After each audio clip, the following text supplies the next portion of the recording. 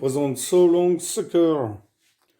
Donc dans So Long Soccer, vous allez jouer avec des jetons. Alors le mieux, c'est de jouer à 4 joueurs. On peut jouer à plus, puisqu'il y a d'autres pions d'autres couleurs. Mais le mieux, c'est de jouer à 4 joueurs. Donc chaque joueur a 7 jetons de couleurs. Donc des jaunes, des bleus, des rouges et des verts. Par exemple ici, pour notre exemple de partie.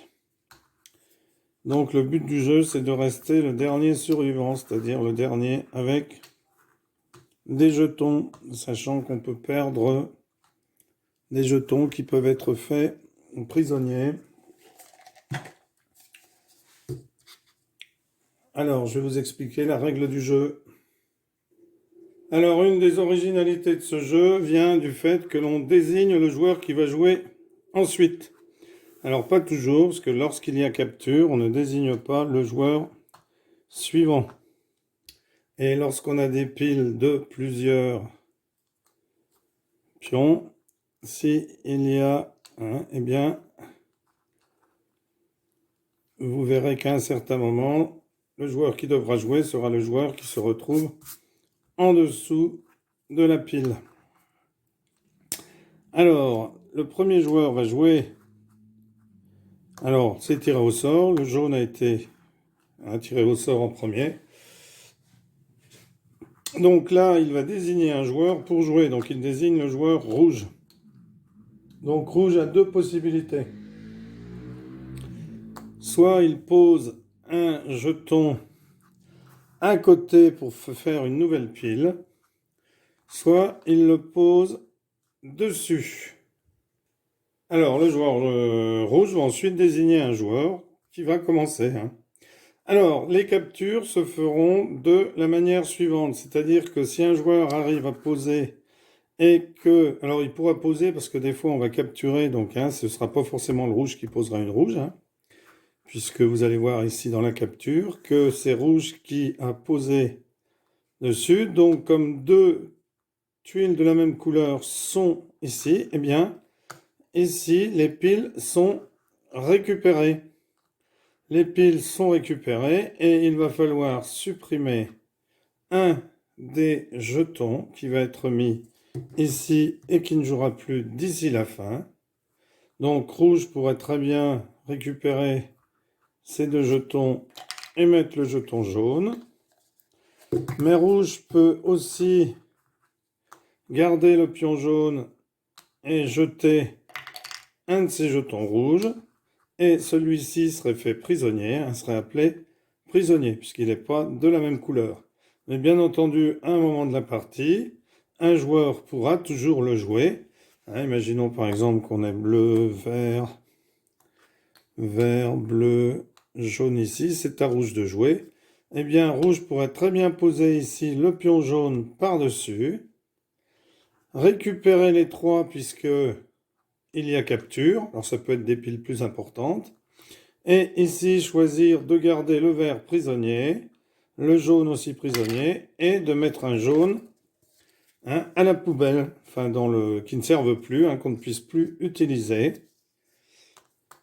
Et c'est comme cela que les joueurs vont perdre des jetons et que le dernier joueur qui en aura un ou plusieurs aura gagné la partie. Alors lorsqu'on a fait une capture, on rejoue derrière. C'est-à-dire qu'on ne désigne pas de joueur pour jouer. Alors imaginons par exemple la situation suivante, on a ça sur la table, par exemple. Voilà, on a ça, par exemple, comme ceci. Et c'est à jaune de jouer. Donc, alors jaune à jouer. Jaune à jouer ici. Et il peut très bien se redésigner comme joueur, en disant, eh bien, je me désigne pour rejouer. Il peut très bien se désigner, car quand on joue qu'il n'y a pas de capture, on désigne un autre joueur, mais on peut s'auto-désigner. mais il n'aura pas le droit de rejouer. Alors par exemple, imaginons il a joué ici. Il n'aura pas le droit de rejouer sur la pile où il a déjà joué. C'est-à-dire que ce serait trop facile parce qu'après il ferait une capture, hein.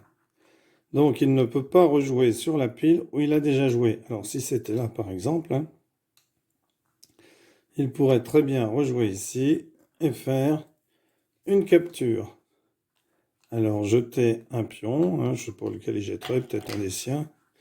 Et il pourrait bien entendu rejouer. Alors imaginons qu'ici le joueur jaune joue ici, hein. Eh bien, il ne pourra pas désigner le successeur parce qu'il y a 4 jetons différents de différentes couleurs dans la pile, hein. Les couleurs sont toutes représentées. Donc là, le joueur qui va jouer ensuite sera le joueur bleu. Alors, on a parlé de capture tout à l'heure, hein. Donc on imagine par exemple ce soit à rouge de jouer ici. Rouge se met comme ça. Eh bien, il capture les pions. Il doit en jeter un et en garder. Alors imaginons qu'il garde ces deux-là et qu'il jette un des siens, hein. Alors, les prisonniers pourront être remis sur l'état, ou alors ils pourront être donnés à d'autres joueurs, aux joueurs que l'on choisit. Alors, des fois, ça peut être, on le donne à un joueur pour que le joueur, hein, on en fasse un allié, puis après, selon ce qu'il y a au milieu, eh bien, ça nous arrange de le donner, parce que le joueur pourrait le jouer, et puis, enfin bon, hein, vous verrez ça au fur et à mesure des parties dans la stratégie. Donc, lorsqu'on a des prisonniers, on peut les donner à quelqu'un d'autre, les jouer, ou même les tuer, hein, c'est-à-dire les mettre ici, et ils ne serviront plus. Alors, imaginons par exemple qu'ici, hein, le jeu est progressé. C'est jaune qui a joué. Bon, il y a des jetons ici, je vais mettre n'importe quoi, peu importe.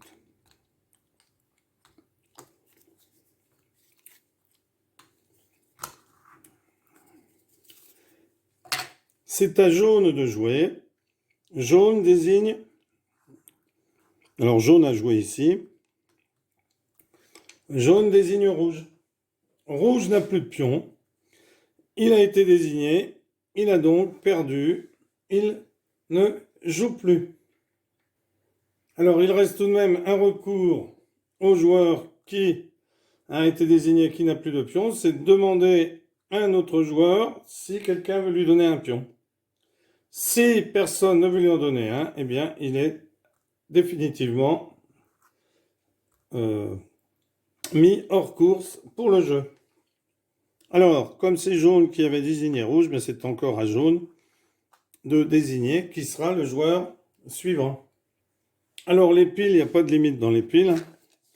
Imaginons la situation suivante. Hein, les joueurs avaient des prisonniers. Hop. C'est à bleu de jouer. Eh bien, bleu décide de poser ici un rouge sur un rouge. Donc, dans ce cas-là, comme le joueur rouge n'est plus dans la partie et qu'on a mis 2 joueurs rouges, il n'y a pas capture, mais toutes les tuiles sont mises ici, dans le gobelet, parce qu'elles sont tuées.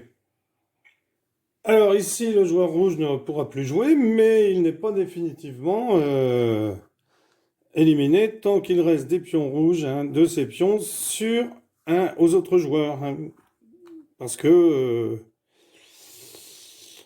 ces pions-là sont prisonniers, mais le joueur rouge n'est pas complètement, totalement éliminé parce qu'il peut, hein, dans ce jeu, on peut même gagner en ayant été comme ça sorti du jeu, hein, puisqu'on a encore des pions sur la table et que ça peut être, hein, des pions rouges qui resteront en dernier. Voilà, hein, ça peut être un joueur qui peut le garder pour stratégiquement, etc. Voilà la règle du jeu. Donc je referai une vidéo avec une petite partie. Merci d'avoir suivi cette vidéo et à bientôt. Au revoir.